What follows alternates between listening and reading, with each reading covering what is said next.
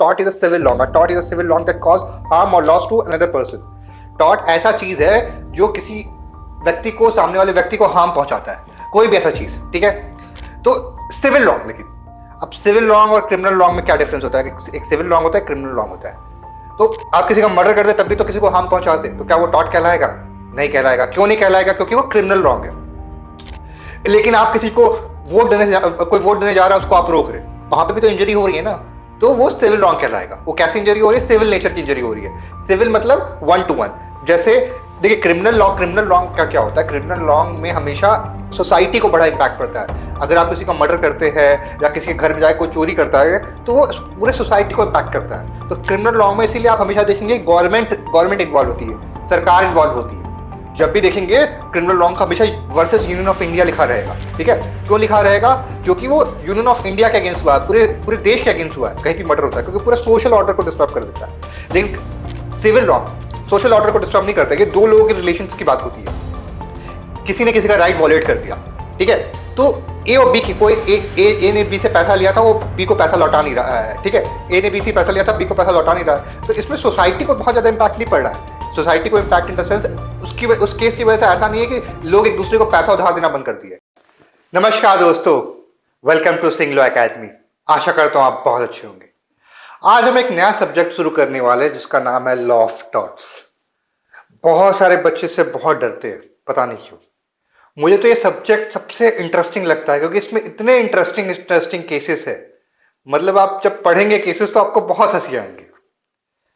और मैं आपको शायद एडमिनिस्ट्रेटिव लॉ में भी ये बात बताया था, जब मैंने एडमिनिस्ट्रेटिव लॉ आपको पढ़ाया था पहली क्लास में, शायद बताऊंगा कि पूरे आपके एलएलबी सिलेबस में जितने भी आप सब्जेक्ट पढ़ेंगे लॉ के, उसमें बस 2 ही ऐसे सब्जेक्ट है जिसमें आपको कोई बैरक नहीं पढ़ना है, कोई बैरक नहीं खोलना है। बैरक मतलब कोई भी सेक्शन याद नहीं करने हैं। थोड़े बहुत रेफरेंसेस होंगे लेकिन कुछ मेजर सेक्शन याद नहीं करने। एक लॉ ऑफ एडमिनिस्ट्रेशन है, एडमिनिस्ट्रेटिव लॉ जो हम पढ़ चुके हैं, और दूसरा है टॉर्ट्स, लॉ ऑफ टॉर्ट्स, ठीक है। तो ये चीजें तो बहुत आसान बना देता है, लेकिन इसमें एक गड़बड़ चीज ये है कि आपको कॉन्सेप्ट बहुत समझना पड़ेगा।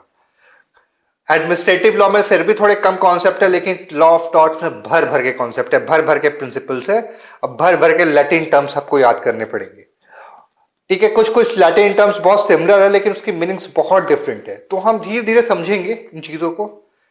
तो आज का क्लास स्टार्ट करते हैं।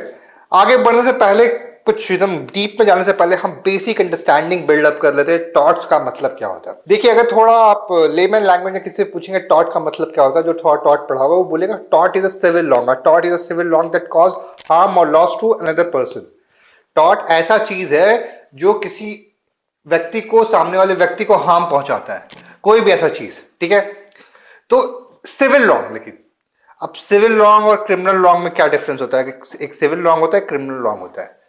तो आप किसी का मर्डर करते तब भी तो किसी को हार्म पहुंचाते, तो क्या वो टॉर्ट कहलाएगा?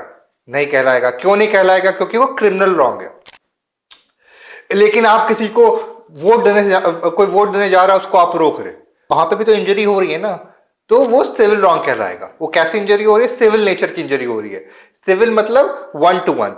जैसे देखिए क्रिमिनल लॉन्ग का क्या होता है? क्रिमिनल लॉन्ग में हमेशा सोसाइटी को बड़ा इंपैक्ट पड़ता है। अगर आप किसी का मर्डर करते हैं या किसी के घर में जाके कोई चोरी करता है तो वो पूरे सोसाइटी को इंपैक्ट करता है। तो क्रिमिनल लॉ में इसीलिए आप हमेशा देखेंगे गवर्नमेंट इन्वॉल्व होती है, सरकार इन्वॉल्व होती है।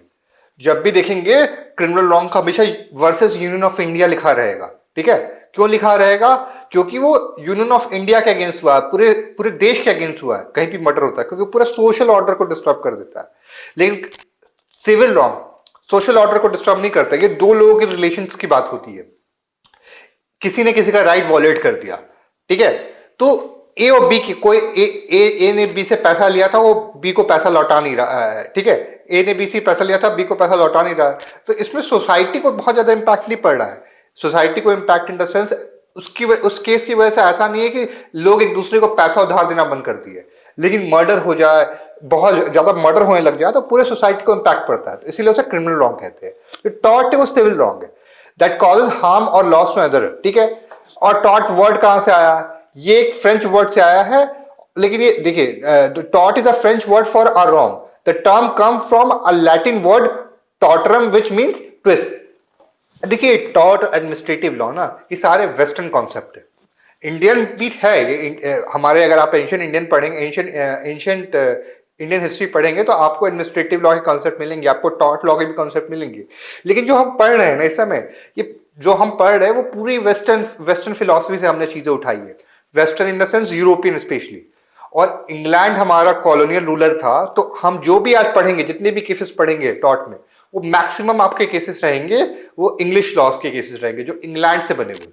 ठीक है, तो इसीलिए जो टॉट वर्ड आया वो फ्रेंच वर्ड को डिनोट करता है, रॉन्ग। और फ्रेंच में कहां से आया वो लैटिन वर्ड से, उन्होंने फ्रेंच वालों ने लैटिन वर्ड से लिया था। लैटिन में टॉटरम कहते हैं, उसका मतलब था ट्विस्ट। ठीक है, इसका लिटरल मीनिंग क्या होता है? Everyone should act upright manner. सबको हम एक्सपेक्ट करते हैं सब एक तरीके से सोसाइटी का जो तौर तरीका है उस तौर तरीके के अंदर रहेंगे। मतलब कोई किसी का हार्म नहीं करेगा, कोई किसी को मतलब जानबूझकर नुकसान नहीं पहुंचाएगा। अगर कोई करता है ऐसा कुछ तो उसे कहेंगे हम टॉर्ट। ठीक है, तो लॉ ऑफ टॉर्ट्स क्या होता है समझ में आया? लॉ ऑफ टॉर्ट्स में टॉर्ट्स क्या होता है समझ में आया? Everyone should act in upright manner, but if someone goes off the straight path and does something wrong, that's called a tort. हम उम्मीद करते हैं कि सब स्ट्रेट फॉरवर्ड काम करेंगे, सब एक तौर तरीका मेंटेन रखेंगे, कोई किसी को नुकसान नहीं पहुंचाएगा अपने हरकतों की वजह से। ठीक है, लेकिन अगर कोई ऐसा करता है तो उसे हम कहेंगे वो टॉर्ट कमिट कर रहा है। और लॉ ऑफ टॉर्ट्स क्या कहता है? लॉ ऑफ टॉर्ट्स जो कमिट कर रहा है उसकी वजह से जो सामने वाली पार्टी को हार्म हो रहा है, लॉ ऑफ टॉर्ट उसका कंपनसेशन की बात करता है। ठीक है, law of torts primary evolve to compensate the injured by compelling the wrong doers to pay for the damage done. Law of torts, ठीक है, टॉर्ट्स वर्ड का मतलब समझ में आया? टॉर्ट वर्ड ये कहता है कि कोई भी इंसान दूसरे इंसान को हार्म पहुंचाता है। ठीक है, वो हार्म कैसा होना चाहिए? सिविल नेचर का होना चाहिए। अगर कोई सिविल नेचर में किसी को हार्म पहुंचाता है तो उसे हम कहेंगे टॉर्ट। और लॉ ऑफ टॉर्ट्स क्या बोलता है? जैसे फॉर एग्जांपल ए ने, मैंने वही एग्जांपल दोबारा दे रहा हूं, ए जा रहा था वोट देने, बी पुलिस ऑफिसर था, वो देखा कि बी को देखा कि बी जिस पार्टी को सपोर्ट कर रहा है, ए उस अपोजिट पार्टी को वोट देने जा रहा है। बी था पुलिस वाला, बी ने ए को रोक लिया, तो यहां हार्म तो हो रहा है ना ए को, उस सिविल नेचर का हार्म हो रहा है। बी ने ए का मर्डर नहीं कर दिया, बी ने ऐसा कुछ हार्म नहीं किया जिससे सोसाइटी पूरी दहल जाए, लोग घबरा जाए कि अगर मैं दूसरी पार्टी को दूंगा तो हमें हार्म हार्म हो सकता है, हमें नुकसान हो सकता है। ऐसा तो कुछ नहीं हो रहा ना, बस रोक रहा है। ठीक है, कुछ पर्सनल दुश्मनी होगी शायद, इसलिए रोक रहा है। तो जब ए वोट देने जा रहा था तो बी ने ए को रोक लिया, तो यहां पे ए को तो कुछ हार्म हुआ ना, वो सिविल नेचर का हार्म हुआ। तो ए क्या कर सकता है? केस कर सकता है।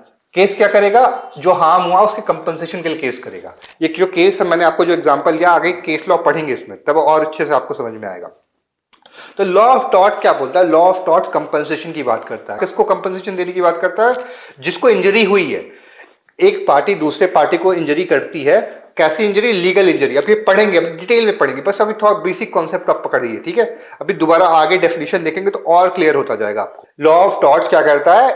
कंपनसेशन की बात करता है। किसको कंपनसेशन देने की बात करता है? विक्टिम को कंपनसेशन देने की बात करता है। कौन सा विक्टिम? जो सिविल नेचर का जो विक्टिम है, सिविल नेचर की इंजरी जिसको हुई है, वैसे विक्टिम को बात देने की बात करता है। किससे कंपनसेशन मिलता है? जिसने इंजरी की है।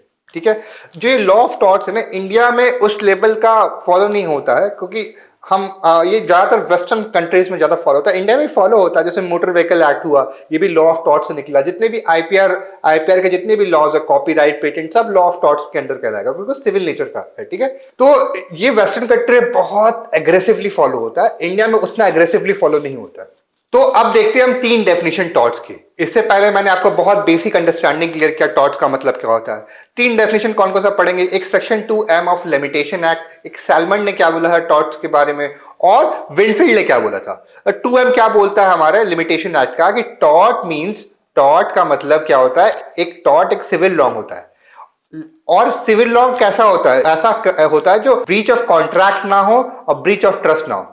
क्यों नहीं है ये? थोड़ी देर में आपको समझ में आ जाएगा breach of contract, breach of trust क्यों नहीं होता। देखिए, breach of contract, breach of trust में ना लिक्विडेटेड डैमेजेस की बात होती है। लिक्विडेटेड डैमेज मतलब जैसे ए ने बी से कॉन्ट्रैक्ट किया कि तुम मेरे लिए 100 शूज बनाओगे। बी की फैक्ट्री थी शूज की, तो ए ने बी से कॉन्ट्रैक्ट किया कि तुम मेरे लिए 100 शूज बनाओगे। और 1 महीने में डिलीवर नहीं करोगे, अगर 1 महीने में डिलीवर नहीं किया तो तुमको डैमेजेस देने पड़ेंगे। कितने डैमेजेस? 100 रुपीज का, 1000 रुपीज का, 1 लाख का डैमेजेस। तो ये लिक्विडेटेड डैमेजेस है कि पहले से फिक्स हो रखा है, ठीक है, पहले से फिक्स हो रखा है। लेकिन टॉर्ट में अनलिक्विडेटेड डैमेजेस होता है, जो टॉर्ट्स की लायबिलिटी वो करोड़ों में जा सकती है। लेकिन कॉन्ट्रैक्ट की जो लायबिलिटीज है, कॉन्ट्रैक्ट में जो अगर आप कॉन्ट्रैक्ट का ब्रीच करेंगे और कोर्ट में जाएगा तो कोर्ट एक लिमिट तक ही आपको कंपनसेशन दे सकता है, ठीक है। वो लिमिट कौन तय करेगा कि जितने का गुड्स है। अब सपोज कि 100 जूते का वैल्यू 1 लाख हो सकता है और बी ने ए को डिलीवर नहीं किया, कॉन्ट्रैक्ट को ब्रीच कर दिया, तो कोर्ट उसे 1 लाख के ऊपर फाइन नहीं लगा सकता, क्योंकि वो मैक्सिमम सीलिंग है। आप कॉन्ट्रैक्ट जब मैं आपको पढ़ाऊंगा तब आपको अच्छे से समझ में आएगा। तो बस अभी इतना समझिए कि कॉन्ट्रैक्ट में लिक्विडेटेड डैमेजेस होते हैं और टॉर्ट में अनलिक्विडेटेड डैमेजेस होते हैं। अभी नेक्स्ट स्लाइड्स में, आने वाले स्लाइड्स में मैं डिफरेंस अच्छे से आपको समझाऊंगा, ठीक है। तो 2M ऑफ लिमिटेशन एक्ट क्या कहता है? Tort means a civil law which is not exclusively a branch of a contract or branch of a trust. branch of जो सिविल लॉ टॉर्ट है, एक सिविल लॉ होता है। कॉन्ट्रैक्ट वो बशर्ते वो कॉन्ट्रैक्ट या ट्रस्ट से ना रिलेटेड हो। ट्रस्ट क्या है? क्रिमिनल लॉन्ग भी हो सकता है, और कॉन्ट्रैक्ट का तो अलग से मैंने आपको भी आगे समझाऊंगा इन दोनों में डिफरेंस। तो टॉर्ट हर एक सिविल लॉन्ग है जो ब्रीच ऑफ कॉन्ट्रैक्ट ना हो और जो ब्रीच ऑफ ट्रस्ट ना हो, ठीक है। सेलमेंट क्या कहते हैं? सेलमेंट कहते हैं a tort is a civil wrong for which the remedy is action of unliquidated damage. देखिए, अब मैंने आपको बता रहा था अनलिक्विडेटेड डैमेजेस। अनलिक्विडेटेड डैमेजेस मतलब जहां पे पता नहीं है कितना डैमेज मिलेगा, वो कोर्ट तय करेगा। कॉन्ट्रैक्ट में आपको लमसम पता होता है, कई कॉन्ट्रैक्ट में तो लिखा होता है कि अगर इस कॉन्ट्रैक्ट का कोई भी पार्टी ब्रीच करेगा तो उसको इतना कंपनसेशन देना पड़ेगा, ठीक है। लेकिन टॉर्ट में कभी ऐसा नहीं हो सकता कि पहले से आपको पता हो कि इतना कंपनसेशन मिलेगा। वो कोर्ट अपना दिमाग लगाए, कोर्ट फैक्ट्स और सर्कमस्टांसेस को देख के कंपनसेशन देता है। वेस्टर्न कंट्री में, यूएस, यूरोप में आपको अगर कोई टॉर्ट कर दे तो उसमें कंपनसेशन मिलियंस ऑफ डॉलर्स में मिलता है, ठीक है। कई बार कंपनियां बैंकरप्ट हो जाती है टॉर्ट के केसेस के चक्कर में। तो वहां पे बहुत रिजिड वे में टॉर्ट्स को फॉलो किया जाता है। इंडिया में भी उतना रिजिड वे में फॉलो नहीं किया जाता, ठीक है। तो यहां पे अनलिक्विडेटेड डैमेजेस होता है, सेलमेंट ये कहते हैं, and which is not exclusively the branch of a contract and a branch of trust or a branch of other merely equitable obligation, ठीक है। सेलमेंट भी वही कहते हैं।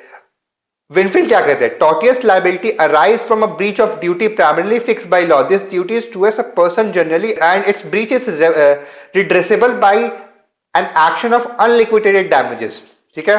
ये भी यही बोलते हैं कि कोई भी ब्रीच करता है अपनी ड्यूटी का, विनफील्ड बोलते हैं कोई भी ब्रीच करता है अपनी ड्यूटी का तो उसे एक कंपनसेशन देना पड़ेगा। मतलब अगर कोई ब्रीच करता है तो उसे एक कंपनसेशन देना पड़ेगा। वो कंपनसेशन किस नेचर का होगा? अनलिक्विडेटेड नेचर का होगा। देखिए, तीनों डेफिनेशन एक ही बात करते हैं, तीनों में एक चीज कॉमन है, वो अनलिक्विडेटेड डैमेजेस की बात करती है। मैं आपको बार बार इस पर क्यों फोकस कर रहा हूं? क्योंकि ये टॉर्ट्स का बहुत एसेंशियल फीचर है। टॉर्ट्स का सबसे एसेंशियल फीचर्स में से एक है अनलिक्विडेटेड डैमेजेस। अनलिक्विडेटेड डैमेज मतलब कि पहले से पता नहीं है कि कितना डैमेज मिलेगा। अगर पहले से पता है कितना डैमेज मिलेगा तो वो कॉन्ट्रैक्ट कहलाएगा। मैक्सिमम कॉन्ट्रैक्ट में ही होता है, टॉर्ट में कभी नहीं पता होता कितना डैमेजेस मिलेगा। जैसे फॉर एग्जांपल, एक और देता हूं एग्जांपल कि ए बी एक पुलिस ऑफिसर है, ए से उसके खुन्नस थी। हमें बहुत सारे केसेस आप सुने होंगे, ए को उठा के उसने जेल में डाल दिया फर्जी केस में, ठीक है। अब 20-25 साल तक ट्रायल चला ए का। 20-25 साल बाद पता चल रहा है कि ए कोई क्राइम किया ही नहीं है। तब तक बी तो रिटायर हो चुका है, बी अपना ऐश कर रहा है। तो ए क्या कर सकता है? ए कंपनसेशन मांग सकता है। किस बात का कंपनसेशन? की भाई तुमने इतनी लाइफ खराब की है, इतनी सारी, कोई लॉ तो है नहीं, ये कोई क्या कहते हैं क्रिमिनल केस तो हुआ नहीं, ना ब्रीच ऑफ ट्रस्ट हुआ, ना ब्रीच ऑफ कॉन्ट्रैक्ट हुआ। तो ये क्या हुआ? Tortious liability. तो इसमें ए को कंपनसेशन मिलेगा। कौन कंपनसेशन देगा? स्टेट गवर्नमेंट देगी। कैसा कंपनसेशन, कितना कंपनसेशन देगी? वो कोर्ट तय करेगा। कई केस में कोर्ट लाखों में कंपनसेशन देता है। आजकल तो बहुत ज्यादा कंपनसेशन मिल रहा है। ये फर्जी केस में जो लोग अंदर जाते हैं, अगर वो कोर्ट में जाते हैं कंपनसेशन मांगने के लिए कि मेरे इतने साल की लाइफ बर्बाद हो गई आपकी गलती की वजह से, स्टेट की गलती की वजह से, तो स्टेट कंपनसेशन देता है। तो हर एक सिविल रॉन्ग टॉर्ट होता है, लेकिन हर एक टॉर्ट सिविल रॉन्ग नहीं होता है, ये याद रखिएगा मेरी बात।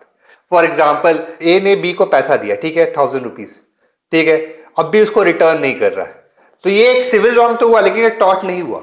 ये आपका क्या कहते हैं, ये आपका कॉन्ट्रैक्ट में आ सकता है, ठीक है। कॉन्ट्रैक्ट भी एक तरीके का टॉर्ट होगा, लेकिन उसे हम टॉर्ट कहेंगे नहीं क्योंकि उसमें लिक्विडेटेड डैमेजेस होते हैं।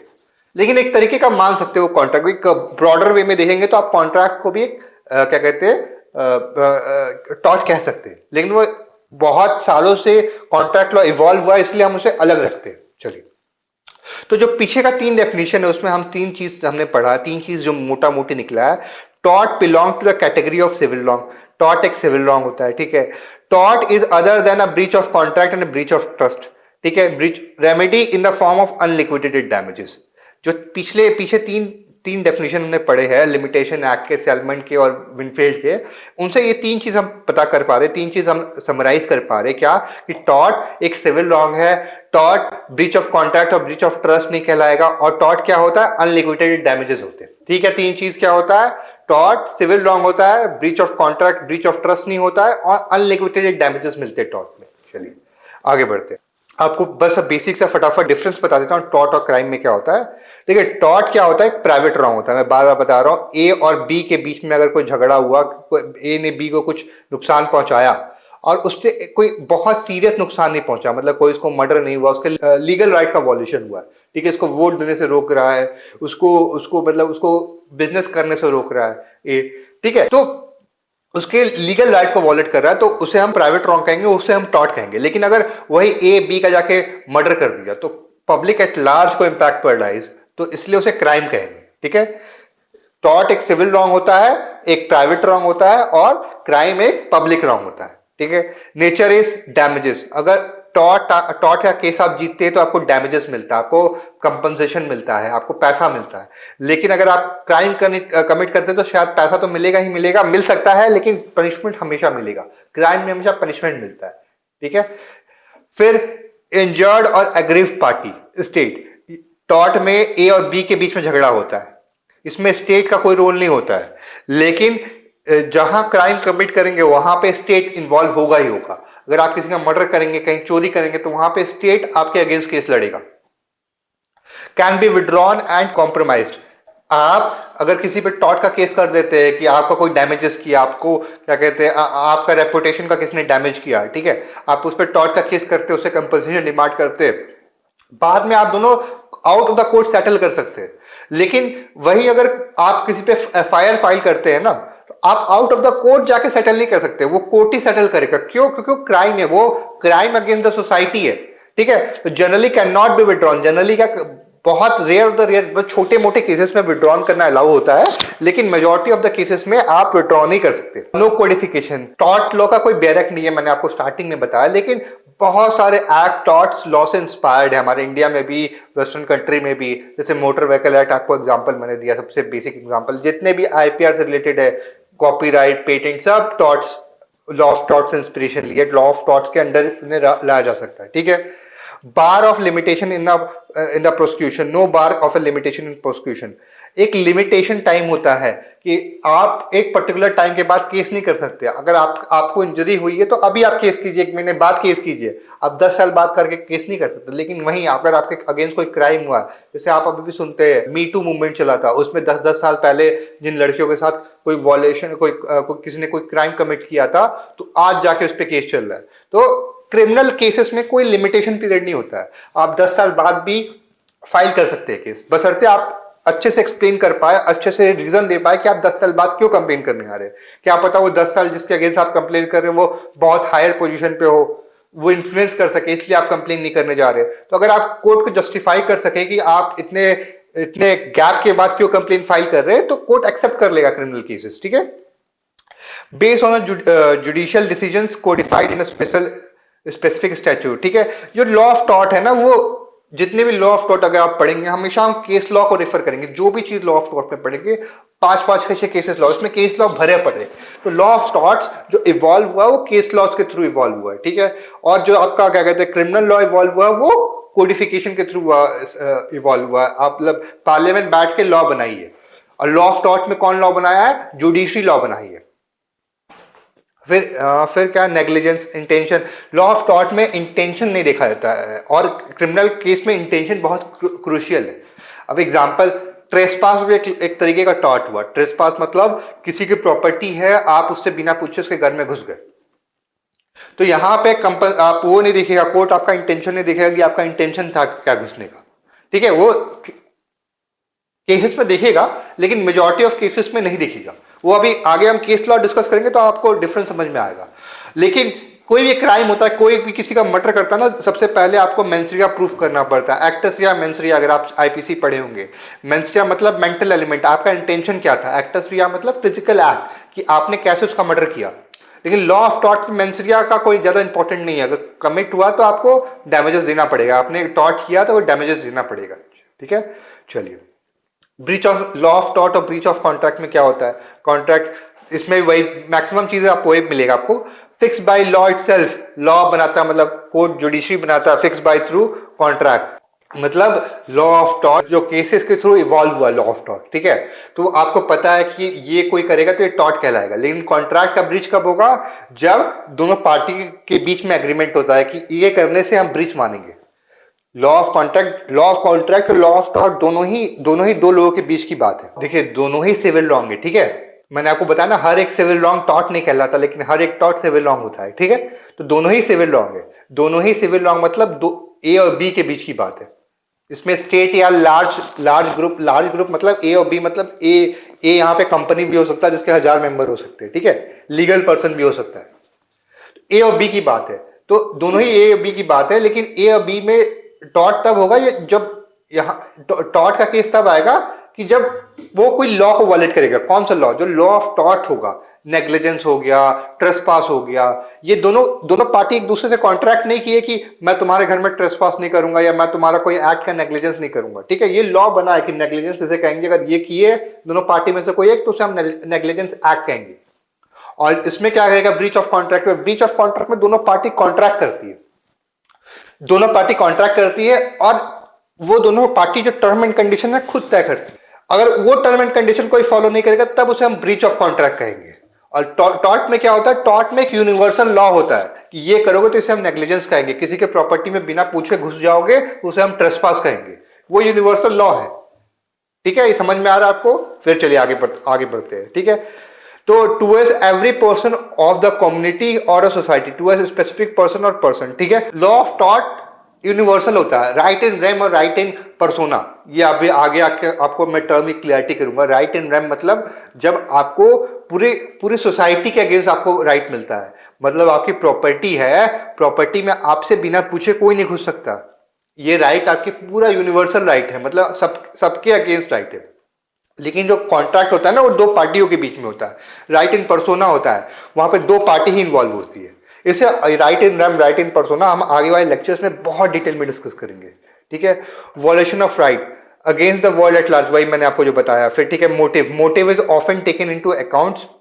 देखिए डैमेजेस इसमें टॉर्ट में मैंने आपको बताया अनलिक्विडेटेड होते हैं और कॉन्ट्रैक्ट में हमेशा लिक्विडेटेड डैमेज होता है। बार बार मैं रिपीट कर रहा हूँ, अनलिक्विडेटेड मतलब आपको करोड़ों रुपए का भी कंपनसेशन मिल सकता है, लेकिन कॉन्ट्रैक्ट में आपको करोड़ों का कंपनसेशन नहीं मिलता है। ठीक है, एक लिमिट फिक्स होती है। वो लिमिट क्या होती है, वो फैक्ट टू फैक्ट डिपेंड करता है केसेस पे। ठीक है, third party can sue for a tort even without a contract. A third party to a contract cannot sue for a breach of contract. इसमें थर्ड पार्टी सू कर सकता है। अब कैसे सू कर सकता है, नेग्लिजेंस का अगर केस पढ़ेंगे तब एक पब्लिक नेग्लिजेंस भी होता है। ठीक है, आगे केस पढ़ेंगे तो आपको समझ में आएगा। फिर intention sometimes take into the consideration of no evidence relevance, intention matter नहीं करता है। ठीक है, टॉर्ट में भी इंटेंशन मैटर नहीं करता, लेकिन कुछ केसेस में इंटेंशन मैटर करता है। ठीक है, लेकिन कॉन्ट्रैक्ट में इंटेंशन मैटर नहीं करता। ब्रीच ऑफ कॉन्ट्रैक्ट हुआ तो ब्रीच ऑफ कॉन्ट्रैक्ट कहलाएगा वो। Period of limitation begin when damages occur, limitation commence when the breach of obligation take place.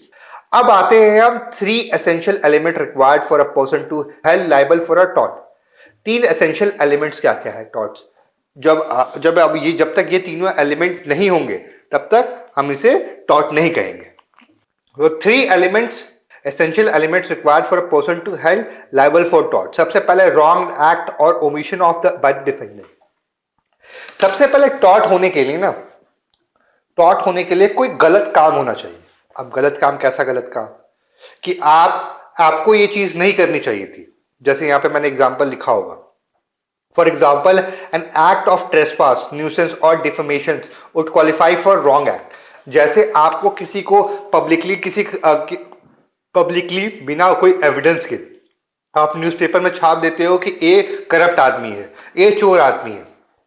ठीक है, ए ने ये क्राइम किया, ए अगर पॉलिटिशियन है, एक पॉलिटिशियन है और उसके अगेंस्ट आप अगर आप न्यूज़पेपर में छापवा देते हो कि ए ने चोरी किया, सारे ये चोर एक आदमी है, क्यों? क्योंकि ये पॉलिटिशियन है, तो यहाँ पे आप टॉर्ट कमिट कर रहे हो, यहाँ पे आपको नहीं करना चाहिए, ठीक है।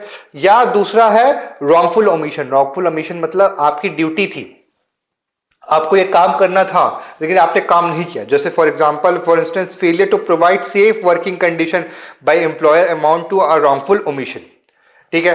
टॉर्ट क्या होता है? टॉर्ट होने के लिए सबसे पहला एसेंशियल कैटेगरी क्या आना चाहिए? रॉन्गफुल एक्ट होना चाहिए। रॉन्गफुल एक्ट, या आप कोई रॉन्गफुल एक्ट करें या ओमिशन करें, रॉन्गफुल ओमिशन।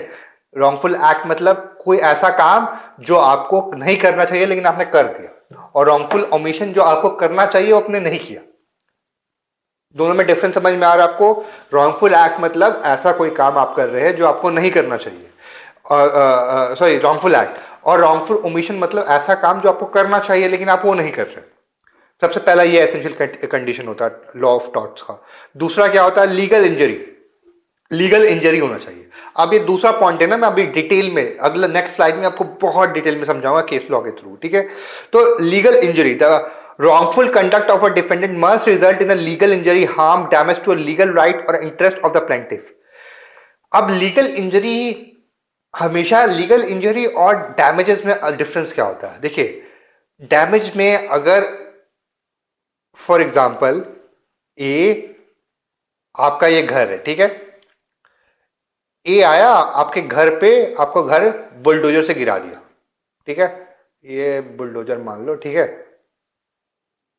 ये बुलडोजर लेके आया आपका घर गिरा दिया, तो ये डैमेज हुआ या इंजरी हुआ? ये लीगल इंजरी हुआ कि डैमेज हुआ? सोचिए थोड़ा। देखिए, डैमेज तो हुआ, आपका घर गिराया, आपका मॉनेटरी लॉस तो हुआ, तो ये टॉर्ट तो कमिट किया है।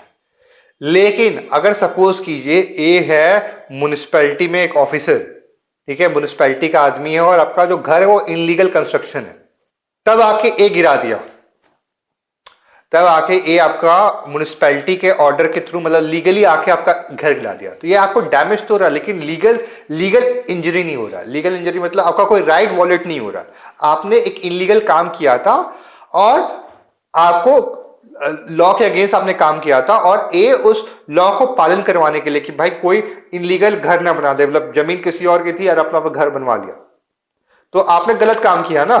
तो ए जो कर रहा है वो लीगली कर रहा है, तो इसलिए जब तक कोई लीगल राइट वॉलेट नहीं होगा ना, जब तक आपको लीगल इंजरी नहीं होगा, तब तक आपका क्या कहते हैं, आप टॉर्ट का केस नहीं कर सकते।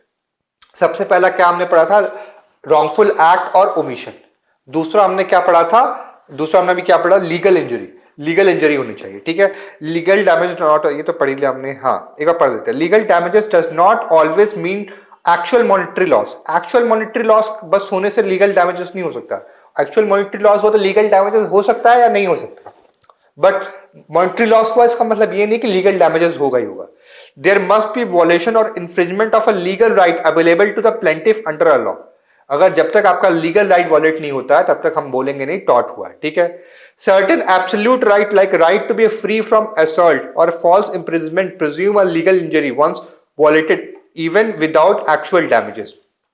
ये अभी बस एक स्लाइड और रुक जाइए तो आपको समझ में आ जाएगा, फिर भी मैं आपको थोड़ा ब्रीफ में बता देता हूं कि अगर फॉर एग्जांपल ए जा रहा है, क्या कहते हैं, हाँ, एक ए अगर एमपी है और पार्लियामेंट में जा रहा है वोट देने, और आपको पता है कि ये चला गया वोट देने तो सरकार गिर जाएगी, तो सरकार ने क्या किया? ए को, पुलिस वालों को बोला कि इसको, इस एमपी को अरेस्ट कर लो किसी केस में, या जबरदस्ती अरेस्ट करके जेल में डालो जब तक वोटिंग चल रहा है। होता है, पॉलिटिक्स में ऐसा होता रहता है।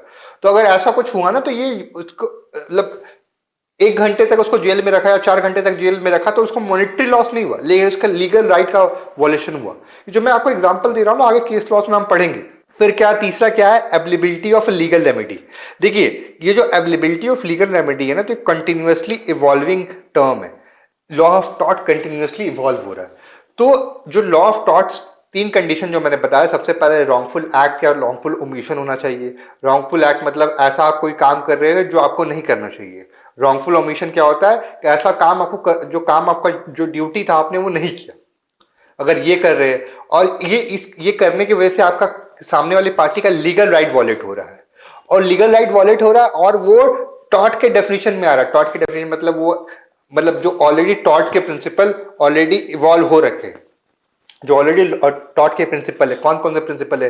नेग्लिजेंस हुआ आपका, ट्रेसपास हुआ, डिफमेशन हुआ, ये सब के डेफिनेशन में आ रहा है, तब आप टॉर्ट का केस कर सकते हैं।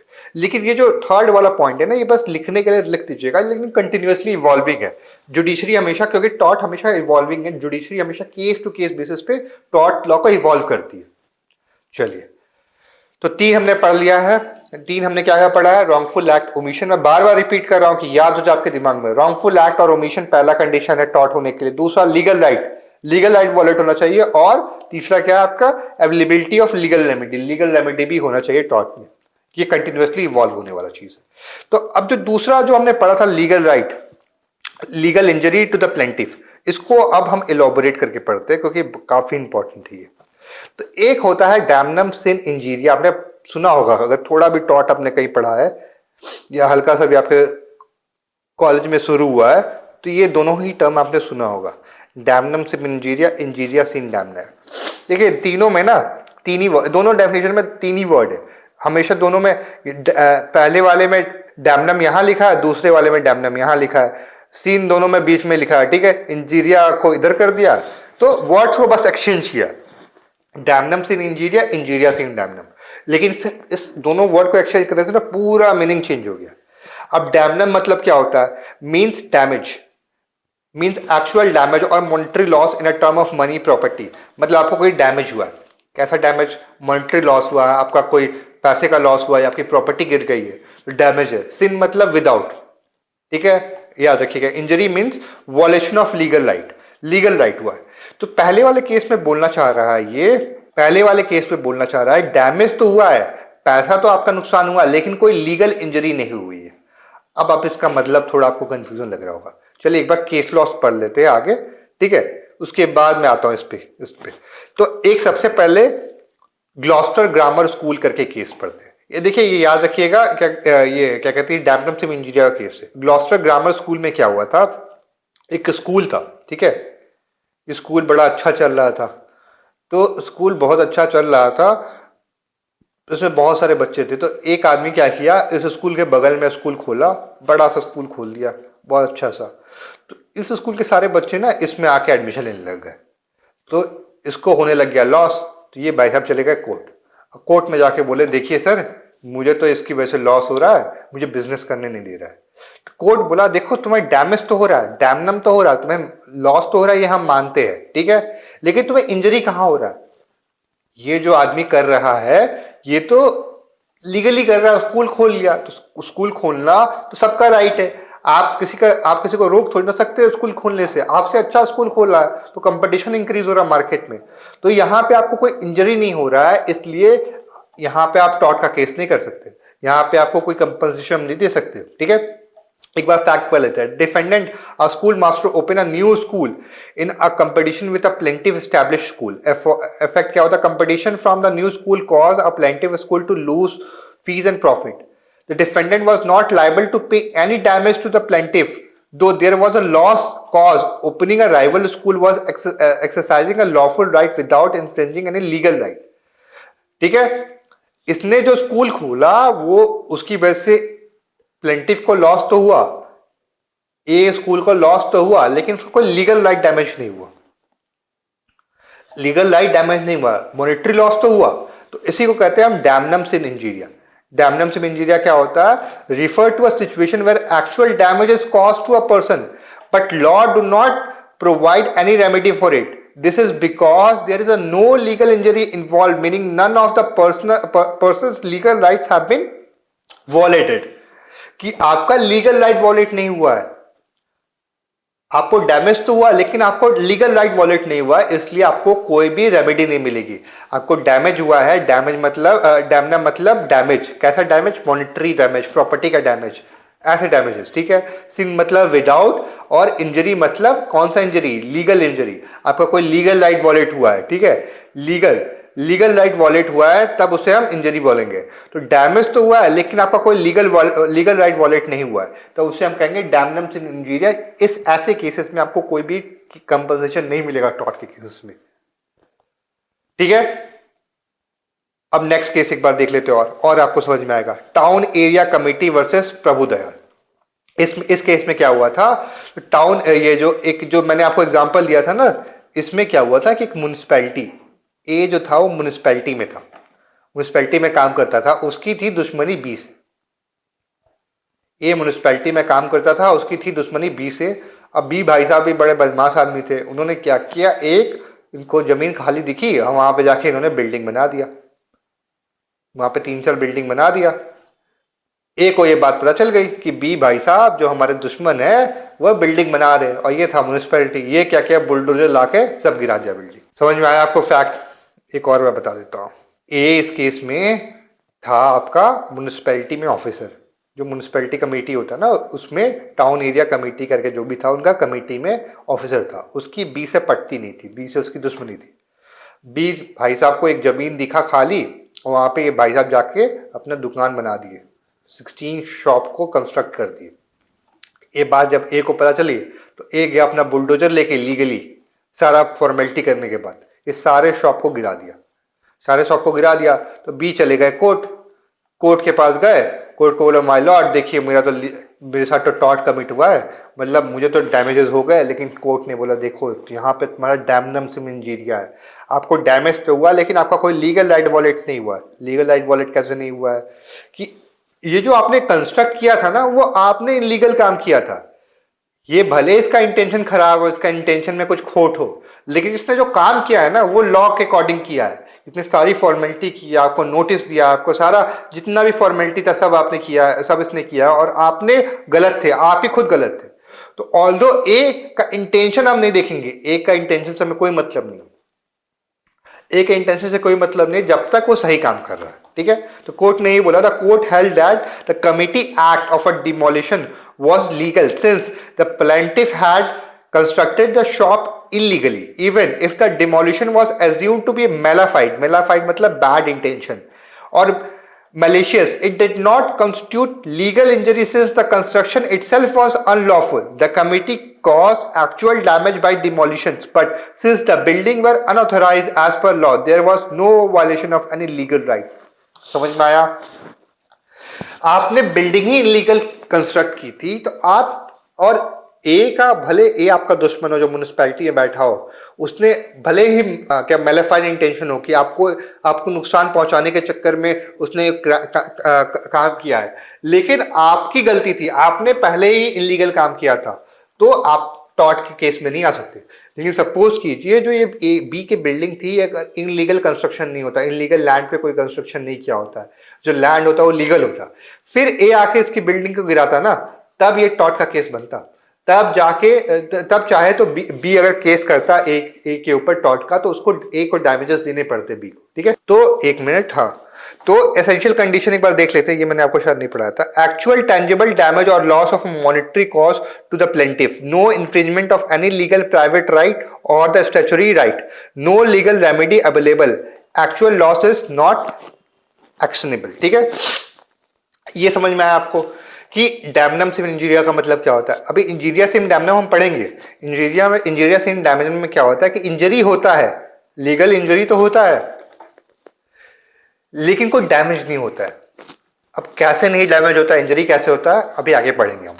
चलिए नेक्स्ट केस देखते हैं। नेक्स्ट केस में क्या होता है, ये भी डैमनम सिम इंजीरिया केस है, मोगल स्टीमशिप वर्सेस एमसी जॉर्जरी गो। इसमें क्या हुआ था कि इसमें बहुत सारी शिपिंग की कंपनी थी, बहुत सारे शिप जो शिप चलाते हैं ना, वो बहुत सारी कंपनी थी। तो उन्होंने क्या किया, इस कंपनी के अगेंस्ट, मोगल स्टीमशिप कंपनी के अगेंस्ट उन्होंने एक साथ इकट्ठे हो गए। देखिए 1892 का केस है, ठीक है, ये थोड़ा दिमाग में रखिएगा, क्यों मैं थोड़ी देर में बताऊंगा। ये लोग सारे शिप कंपनी क्या किए, एक कार्टेल बना लिए। कार्टेल क्या बना लिए कि देखो ये जितना भी रेट देगा ना, हम उसको उससे 10 रुपया कम देंगे और 10%, 5%, 10% कम ऑफर करेंगे। तो एक जितने कस्टमर होंगे हमारे पास आ जाएंगे, एक कितने दिन तक लॉस झेल पाएगा, 10 दिन, 15 दिन, 20 दिन, हम एक साथ है, हम उससे ज़्यादा लॉस झेल पाएंगे, फिर ए आउट ऑफ बिजनेस चला जाएगा, फिर हम लोग प्राइस इंक्रीज कर देंगे और जो भी लॉस हुआ है हम भरपाई कर लेंगे अपना। समझे? एक शिपिंग कंपनी था, क्या कहते हैं, एक शिपिंग कंपनी था, उसके अगेंस्ट बाकी जितनी भी शिपिंग कंपनी थी ना, सब आ गए, सब आके बोले कि ए जितना भी प्राइस देगा उससे हम 5% कम प्राइस लेंगे, उसके सारे कस्टमर हमारे पास आ जाएंगे, उसके बाद ए लॉस में चला जाएगा, और लॉस में एक बार चला गया तो कभी ना कभी तो बैंकरप्ट होगा ही। जिस दिन जब बैंकरप्ट हो जाएगा तब हम अपना प्राइस बढ़ा के क्या कहते हैं जितना भी लॉस हुआ हम कंपनसेट कर लेंगे अपने आप को। तो ऐसा ही हुआ। तो जब तो ये मोगल स्ट्रिप कंपनी चली गई कोर्ट, बोला कि देखिए हमारे खिलाफ साजिश हो रहा है, हमारे खिलाफ टॉर्ट कमिट हो रहा है, हमें डैमेजेस हो रहे हैं। तो कोर्ट ने फिर यही बोला कि देखिए आपको डैमेजेस तो हो रहे हैं, हम मान रहे हैं, ये इमोरल एक्ट भी है जो कंपनियां कर रही है, लेकिन ये कोई लीगल राइट का वॉल्यूशन नहीं कर रही है। अब मैंने आपको क्यों बताया 1892 का केस है, क्योंकि इस समय अगर कोई कंपनी करेगी ना तो कंपटीशन एक्ट करके एक एक्ट है हमारे पास, ठीक है। कंपटीशन एक्ट के अंदर कार्टेल अगेंस्ट कार्टेल का रूल्स रहेगा, आप कार्टेल नहीं बना सकते। कंपटीशन एक्ट में एक रूल है, कार्टेल नहीं बना सकते। अब कार्टेल का डेफिनेशन क्या है जब हम कंपटीशन एक्ट पढ़ेंगे तब मैं आपको बताऊंगा, बस आपको नॉलेज के लिए बता रहा हूं कि उस समय ऐसा कोई रूल नहीं था कि सारी कंपनियां मिलके किसी एक कंपनी के अगेंस्ट नहीं जा सकती, ऐसा कुछ नहीं रूल बना था, ठीक है। इसे कंपटीशन का कोई रूल नहीं था उस समय। तो कोर्ट ने बोला कि ऐसा कोई रूल ही नहीं है, आप ऑल्दो ये जो एक्ट कर रहे हो मोरली सही नहीं है लेकिन ये लीगली सही है, इसलिए डैमनम सिव इंजीरिया का केस है, इंजीरिया सिव डैमनम का केस नहीं है। इसमें क्या कोर्ट ने हेल्ड किया, forming association to a further trade interest through a rebate through unethical was not illegal though the laws fell under a damnum sin injuria. Commercial damages through competitive trade not infringing right does not amount to a legal injury through unethical, दो unethical, ठीक है। तो court ने ये बोला कि unethical तो है, ये हम मानते हैं, लेकिन ये क्या कहते हैं इनलीगल नहीं है। इनलीगल होता तो हम बोल सकते थे कि हम आपको कंपनसेशन दिलवा सकते थे, लेकिन ये क्या कहते हैं इनलीगल नहीं है, अनएथिकल है, तो इसलिए आपको कोई कंपनसेशन नहीं मिलेगा। समझ में आया डैमनम सिव इंजीरिया का मतलब? डैमनम सिव इंजीरिया का मतलब डैमेज विदाउट इंजरी। कौन सा इंजरी? लीगल इंजरी, ठीक है। डैमेज कौन सा डैमेज? Monetary damage. आपको मॉनेटरी डैमेज तो हुआ है लेकिन आपको कोई इंजरी नहीं हुई है, इसलिए ऐसे केसेस में आप टॉर्ट का केस नहीं कर सकते, आपको कंपनसेशन नहीं मिल सकता। और दूसरा वाला क्या है? इंजीरिया सिन डैमनम।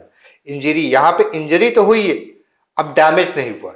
इस केस में क्या होगा हम अगले क्लास में देखेंगे, वीडियो काफी लंबा हो जाएगा तो इसलिए अगले क्लास में हम देखेंगे कि इंजरी सिन डैमनम में क्या होता है, उसके केस लॉस भी हम बहुत अच्छे से देखेंगे, ठीक है। चलिए, तो मैं आपसे यही रिक्वेस्ट करूंगा कि टॉर्ट लॉ को बहुत सीरियसली पढ़िएगा, क्योंकि इसमें बहुत सारे लैकिंग टर्म्स है और आप कंफ्यूज हो जाएंगे। जब तक इसको बार बार आप नहीं पढ़ेंगे, बार बार आपके माइंड में ये चीज नहीं जाएगा, तब तक क्लैरिटी नहीं आएगी, ठीक है। चलिए आज यहीं तक रखते हैं, नेक्स्ट क्लास में मिलते हैं हम लोग।